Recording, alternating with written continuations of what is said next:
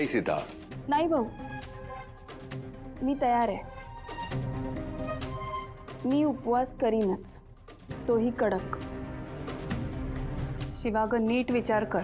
तुला जमणार आहे का एकटीला उपवास करायला? अगं, कडक उपवास करणं एवढं सोपं नसतं. नाही, तिला एकटीला नाही जमणार. अरे घ्या, आता आशूलाच खात्री नाहीये. हा, तू नीट ऐकलं नाहीस मी काय म्हटलो. मी म्हटलो तिला एकटीला जमणार नाही. आम्ही दोघांनी मिळून केला तर जमेल ना.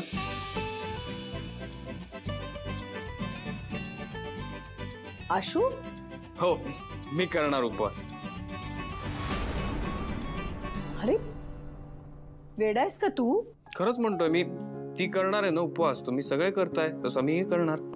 अवघड असतं ते. अरे हो, पण मी उपवास करणार आहे. मी कोणाचंही ऐकणार नाही.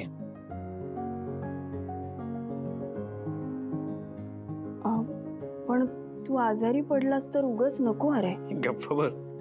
मी काही सारखा आजारी पडत नाही. आणि हे बघ, तू घरासाठी उपवास करतेस बरोबर, मी घरासाठी करणार. सिंपल. वा अशू, मला आवडली तुझी ही भावना. खूपच छान.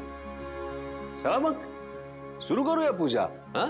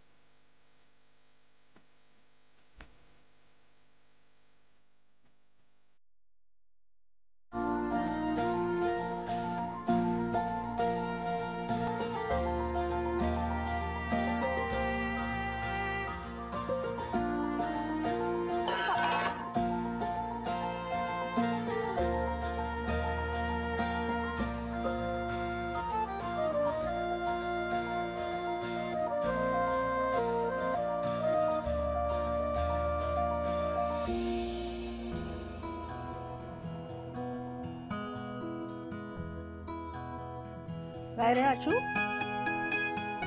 काय झालं? काय नाही. सीताई, काय झालं आशूला? काय नाही. काय नाही, भूक लागली आहे त्याला. सांगत होते नको करूस उपास, ऐकत नाहीस. बस मी करू शकतो. बस.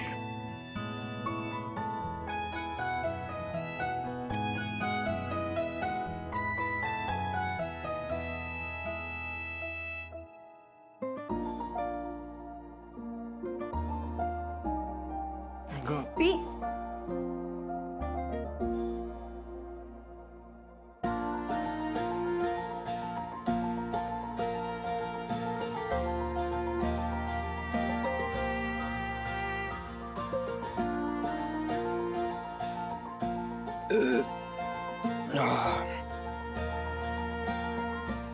बरं वाटतंय? मग तेच सांगत होते, नको करूस तू, जमणार नाही तुला. आपल्या घरात तुझे भाऊ लक्ष्मण काका कोणी करत नाही असले उपास, कठीण असतात. मी करू शकतो.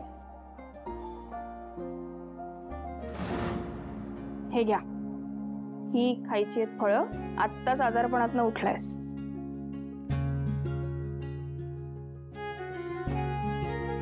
ओके.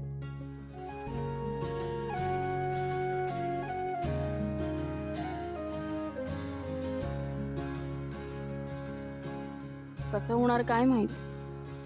आत्ताच याची ही हालत आहे. त्रास नाही ना होत नाही होते त्रास, का टेन्शन घेते? मला वाटतंय कारण. अशू आई, अरे तुला त्रास होत असेल तर माझी चप्पल घाल. भाऊ आता मी ठरवलं ना उपवास करायचा, तर मी हे करणार. चला.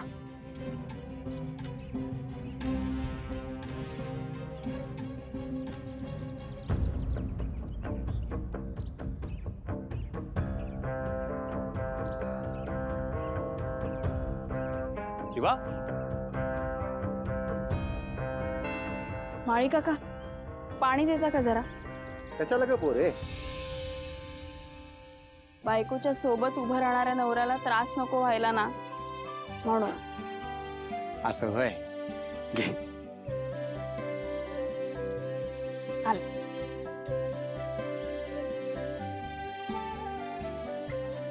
अगं काय शिवा,